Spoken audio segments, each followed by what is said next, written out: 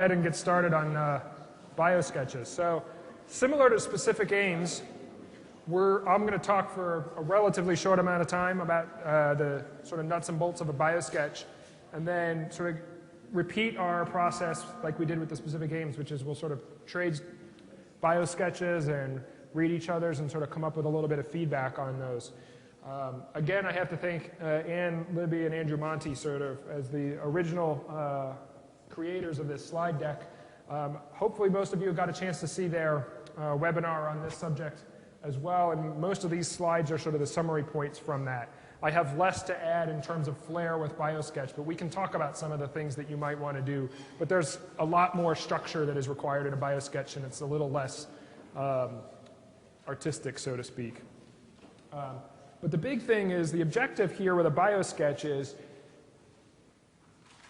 you have to sort of know exactly what you got to put in it, and there's a very detailed format. But the idea is this is the part that goes to the investigator score, right? We talked about there's significance and approach and innovation and environment, but this is tailored specifically to investigator, maybe a little bit of environment depending on sort of how you structure talking about the other people in your group, but this is really where it is. And the idea is to sort of tailor it specifically to a proposal. A long time ago, well, not that long ago, but when I was a graduate student, you used the same Biosketch for everything, right? It was basically like your CV. And that's not how a Biosketch is built anymore. So Sherlock Holmes here is your sort of ultimate investigator, I suppose, in that picture there. But this is sort of what the question that the reviewer is asking about the investigator. Basically, are the investigators well-suited or well-qualified to do this? If they are early stage, what is their training, what is their experience, and do they have somebody who could sort of fill in any knowledge gaps that they have in there? Have we just tacked on names, or is there truly complementary and integrated expertise? And sort of how is the governance of this small research team, or even a big research team, sort of structured, right? Who's the PI, and what are the roles that each of the people are going to have in there? And that idea of what is the role of each person in there is critical. You want that reviewer to know, why is this person here, right? Did you just put them on because they have 5 R01s and they're well known and they're an expert and they've got chair in their name, in their title and those kinds of things, or do they truly contribute to this work?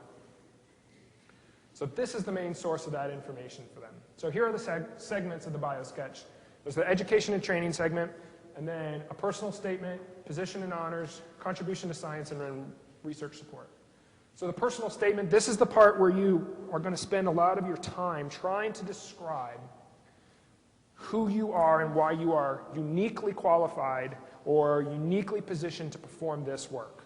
I love that term, like our team is uniquely qualified, has unique expertise to perform the following thing, right? But this is where you say, you speak in first person. You know, in science we spend a lot of sort of like third person kind of work. This is where you say, I have done this. I am this, I have training in here, using those sort of very specific first person words. You want to keep it to a paragraph, and you can sort of tailor them for sort of specific projects. So here are some sort of examples. I have demonstrated a record of accomplishment, productive research. I have expertise and experience that I am prepared to lead the proposed project. So it gives you the idea of what their role is. I have expertise, leadership, training, and motivation necessary to carry out the work. I have published several studies that led to the analysis of this, which is the role I will take as a co-investigator in here. So I have this expertise. That is what I am going to apply to this work, right? It seems simple, but this is the exact thing that somebody wants to hear. So they read it and they go, great, I know what this person's doing. You want to have a lot of enthusiasm. You want to have commitment to the other members of your team. I highly recommend helping draft this for your co-investigators. It's not uncommon that I have asked a co-investigator for a Biosketch and I get one from their last grant and it has nothing to do with what we are doing here, right? And you can ask them, oh, can you tailor that? And they may or may not have time to do that, particularly if they're very senior or things. And I routinely say, do you mind if I update or change your personal statement just to add these kind of sentences about what is our relationship together and what are you going to be doing on this project? And I've never had somebody say no to that. It's okay to use citations and sort of links to other things, but you don't want to get sort of too much into that. I've seen places where they link to like their lab website or something like that, that gives somebody the idea of what their expertise level is in if they need it, but it's better to just describe what it is that you're going to do. All right. Going on to sort of the positions and things like that. So it's really important to sort of put what is your title now, like who are you, what is you're doing, and you may want to show a little bit of history, but like for me, I don't need to go all the way back to like when I was a graduate student research associate. That title of position is probably not necessary. People have lots of honors and awards and fellowships. I would put the things that are most relevant, right? So if you are doing a teaching grant, it's probably good to put the fact that you won a teaching award or you are the best teaching faculty in the department or whatever. If you're like in my case and you're putting something in on a new nanoparticle drug delivery, probably not very interested in the fact that I got a citation about sort of teaching. And so those are the kinds of things you want to sort of focus on. Fellowships sometimes are included as awards. I would add that up into the education side of things, right? This is your training and education. You had a fellowship in research, you had a fellowship in ultrasound, a fellowship in EMS. If you have a fellowship in, say, EMS, but your topic is totally not in that, it may not be as relevant, and it's okay not to put that, right? You're trying to keep this as concise as possible. So this is not like your CV where it is like a lifelong history of every accomplishment you've ever done. It is much more specific about why you are doing this work. Okay, the contributions to science. I think a lot of people who are relatively junior sometimes struggle with this because they write it like, or the NIH sort of puts these descriptions out there like you have made some colossal change to, you know, the framework of science in the work you've done. What I would say is this is where you sort of highlight if you've got a body of work that is in one sort of topic, you know, you've got one or two publications that sort of are clustered on a subject area, then you group them that way, right? So I've done a little bit of work in ultrasound, but I've also done a little bit of work in pre-hospital stuff. Those could be broken into two different contributions to science. It is okay, now they typically say you have like sort of 4 publications under each one. Some people who are really junior may not have that many publications. If you have 1 or 2 publications in that topic, but it's sort of significant, and you want to highlight them, right? And you can break them out that way. Most reviewers know sort of what sort of publication record they expect out of somebody who is 1 year out of residency, who is 3 years out of residency, right? Who is sort of at this level. And so they're not expecting somebody to have 5 independent contributions to science with 4, you know, science papers under each one, right? So, but the idea is to just sort of highlight what was your contribution to these, right? If you were the first author on them, then you want to sort of highlight that. I was the primary author on these 2 publications, or I was, you know, this is what I contributed to these topics, especially if that's a critical thing to a grant, right? So even if you were a middle author, but your job was to do the biostats on something, and that is something you're going to sort of highlight in this, then you say that in those areas, right? So how did you contribute to that work? Yeah. So again, relevance to the project. Keep it relevant to the project. And again, there are people who've done many different things, right? Emergency medicine doctors are notorious for not being relatively focused, right? And they get involved in many different things. That's okay, right? But you don't want to have to include everything. Like I said, right? If you're doing a teaching or an education-based research project, and at one time you did a whole bunch of stuff on therapeutic hypothermia, I might put that toward the end, right? If you only got a small, go ahead, there's a question. Yep.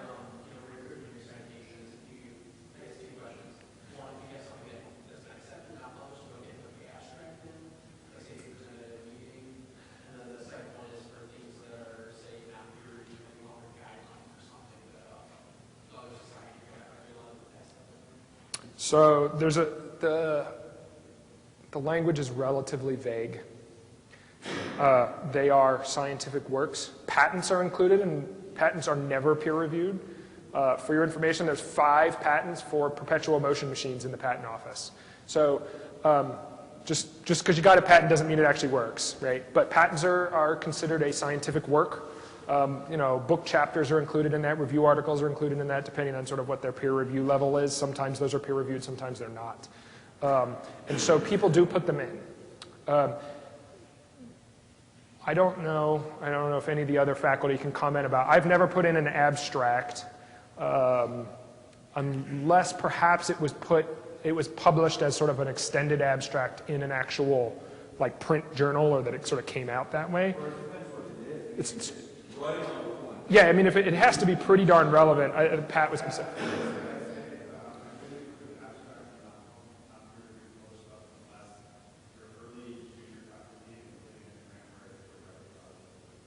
Yeah.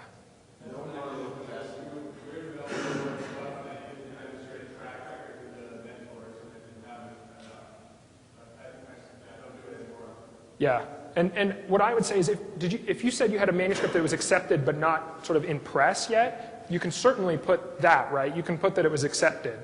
And in many circumstances, that's like the one thing that you can submit after the deadline, right? And sort of like supplemental information is that this publication was in review when I submitted it. It is now in press, right? That is like the sort of one place where you can sort of submit sort of after the fact. Biosketch in general is great for that, right? So you can have your mentor say, well, I think that Scott has great promise. Look, he has this article in press or, you know, under revision at NAS that is changing the world and how we do documents and infection. You know, so you don't have to, those paragraphs are very valuable. People do read them. And that you can literally, like, you can have somebody else sort of call out something you've done that you can't put as a citation yet, right? You could say that, you know, this manuscript is sort of, or having your senior mentor say, I expect this manuscript to be published in the next 3 months or 3 weeks or something, in the text of it, right, in the body.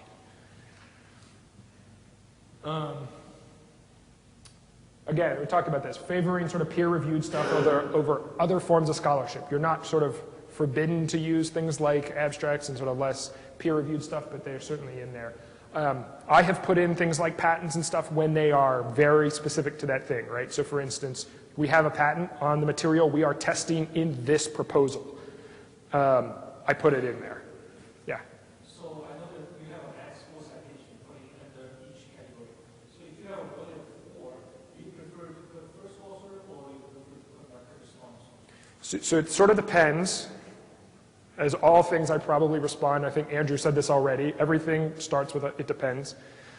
First author or corresponding author things are sort of trump the middle author, unless there is something you need to call out on that publication, right? Like it was published in the New England Journal and you contributed X figure to it or X bit of information or whatever, and that's critical to this particular proposal. I might say highlight that one. Versus, you know, 5 papers that you're first author on that were published in the Journal of Equine Chemistry. So there is a little bit of, sort of depends on that, I would say. So it's hard to say. In general, I would say first author sort of looks better, or corresponding author as you get sort of farther in your career. And then research support. So the idea is that they really want to just see what sort of support do you currently have. I was just saying at a table earlier that money begets money, right? If one granting agency felt comfortable awarding you a grant, it looks good, and they say, well, these people thought that this person was capable of doing that. That's sort of another sort of pat on the back. And so demonstrating that you can sort of manage a proposal and grant and get it accepted and those kinds of things is super helpful there. And that's what I was saying. Someone was asking about, well, I don't have, the only grant that would have enough money to do X project would be an R01, but you know, I'm not sort of there already yet. I say, sometimes you have to get a grant for $5,000 to prove that you can do that. Even that $5,000 doesn't pay for anything. It then looks, somebody goes, oh yeah, and then the next one you get is $50,000, and then it's $250,000, and then it's $500,000, and so on and so forth. So those kinds of things are sort of critical to that. So the other thing is if it's completed, they only want to know in the last 3 years. So if you were involved in something 5 years ago, it's probably not as relevant. You're not supposed to put the amounts or your effort on the Biosketch. That's something that shows up in another document, on the other support document. All right, so written and unwritten rules. Definitely follow the current formatting rules. I don't know how close people are really paying attention to it, but there are anecdotal stories of people getting hosed for not sort of following the rules. So follow the rules. It's an easy thing to do. It's 5 pages maximum, no additional sections, only 5 contributions to science. If you have a broad project, show more breadth. If you have a very narrow project, show more depth. Yeah, go ahead. In my case, I took a break from research for several years just to establish myself and my family. Is that okay? I have seen that actually described a little bit in Biosketches. For a career development award, I've seen it called out in your sort of your background. And I've seen people bring it up in those things. I don't know, does anybody else want to, any of the other faculty want to comment on that? I've seen people say, I had this break, especially if you've got a whole bunch of publications from, say, 2005 to 2010, and then like a gap. It's not unreasonable to bring that up and sort of describe where that gap is, same way you would with a CV or a resume. I don't know, does any other faculty want to? Yeah, we just had one that we reviewed, was career development work. I think it's more relevant for that than in R1, but where the person had a compelling story, having taken several years off and came back to research, and the discussion in the study group, the study section was, wow, look at this person, you know, they're really good at it. Because they left and have to come back.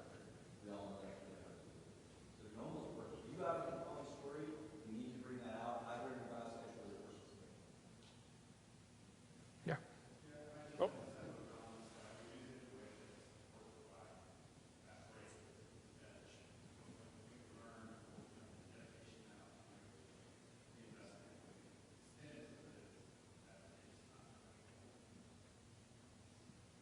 You had a question? How do you, I know that childbearing can give you extra time for your early investigator status. How does that work? Like, how do you let the world know that that's your needs? I'm going to be perfectly honest, being a male, I do not know the answer to your question and have not researched it. Does anybody know exactly sort of what the, I'm aware of what you're talking about, but I don't know the details and I don't want to comment. The question was about childbearing and how that sort of impacts your early stage investigator timeline. And I know that there's language on that at the NIH, but I don't know what it is. Yeah, it's true. You get, I think, a year per child, and that can be men or women, depending on what your goal was in childbearing. And I think probably the best thing would be to go to somebody in your office of research services. If you have questions about that at your institution, go talk to your program officer. To make sure that they still know, that, hey, I'm 11 years out of training, but I had 2 kids. I'm going to make sure that I have this investigator status. But,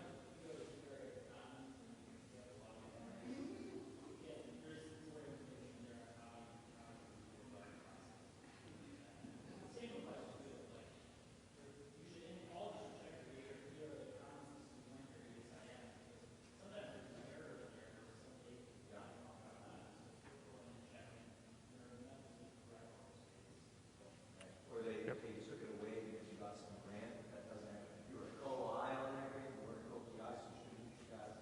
So there's so many things related to that, and it's 10 big things, so it's and I would tell you, my program officer was super helpful about establishing my dates with me, like, and talking about it, because like MD, PhD, how does that work? You have a terminal degree, but then you go back to residency for 4 years where you're not sort of involved. And so there are, like, I don't know what was I supposed to put for a certain date, and so like program officers were super helpful for that. Excellent. Like we said, other scholarship is like podcasts and abstracts are not as powerful, and I recommend trying to look more at peer review, but certainly they are not foreboding. I would say just try to stick to stuff that's sort of most recent and relevant. Has anybody seen the My NCBI website? Anybody familiar with this? This is how I construct my Biosketch. You can actually just keep track of all of your publications in a bibliography there. and then you can just click on the ones you want to put under a certain heading. And so I've typed out all kinds of different personal statements, and it all is in there, and then I just grab the part that makes the most sense for the project I'm working on, and then I just click on the publications there, and it builds a Biosketch for you in the format, and you can just print it out. It's a little kludgy. I usually go back and re-edit it to make sure that like my name is bold every time. Bold your name, it doesn't do that, and those kinds of things. But what I would say is the neater your work looks, they know that you're right. Sloppy Biosketch looks like sloppy science. I would say a very neat Biosketch looks like somebody who's detail-oriented and gets other tasks done. Yes? So speaking older funding is needed for it. What do you mean by that specifically to get the funding in 3 years? Well, I don't know that people are watching the numbers that closely. I would be amazed if somebody is checking up on that. And if you had like a really amazing grant that's highly pertinent to the work and it was 5 years ago, I would put it. That's how I would term that. Yeah. I just want to echo what you're saying about sloppy Biosketch. It's not just your Biosketch, right? It's your mentor's Biosketch, right? Again, to use a recent story, grant where the mentor, primary mentor's Biosketch, the personal statement, was clearly written about somebody else's grant. Devastating, right? Every member of the study section, when I was the secondary reviewer, I pointed that out, and everybody was like, oh my God, mentors read the grant.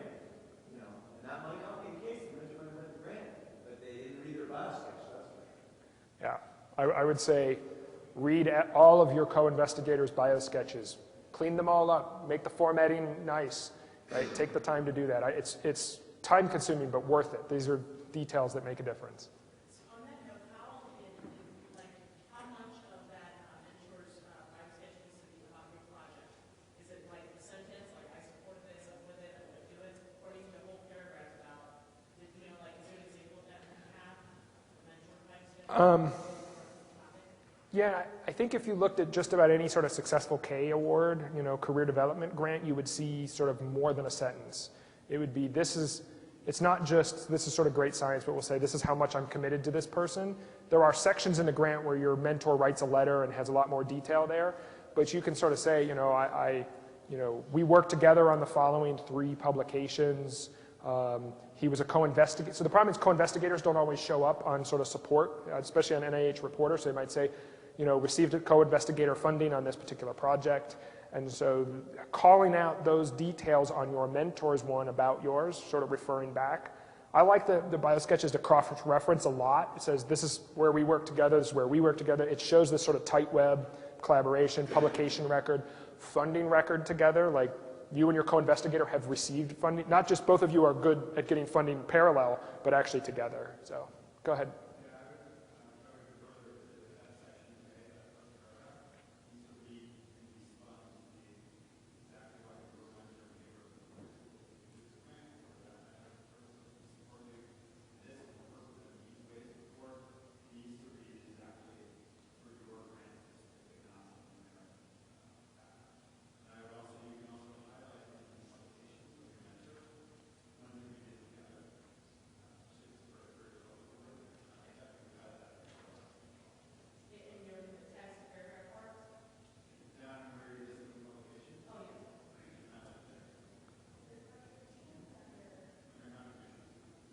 I've seen people star them.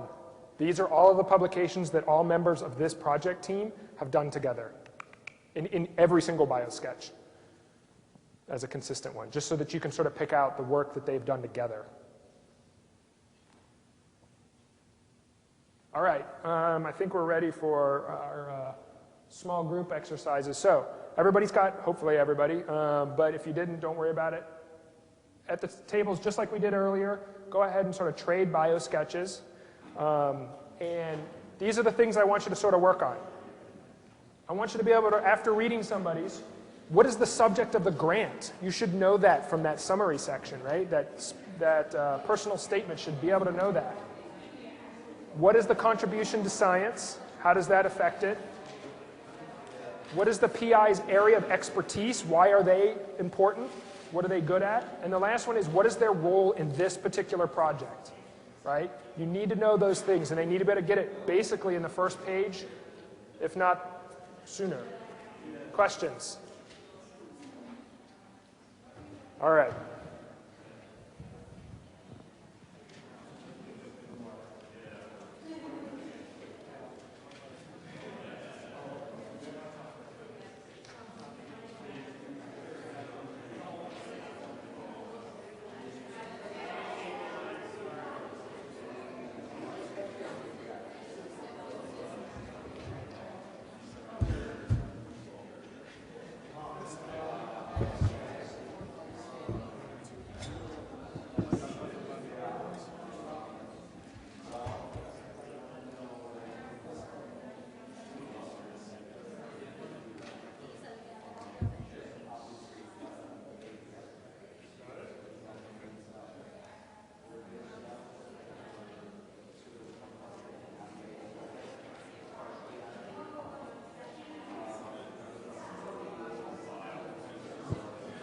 Hey all, real quick, I just wanted to introduce Pat Carter, who was here and contributed so much to that. So Pat is at the University of Michigan in emergency medicine. He is also associate director at the assistant director, associate director at the Injury Prevention Center that is CDC funded.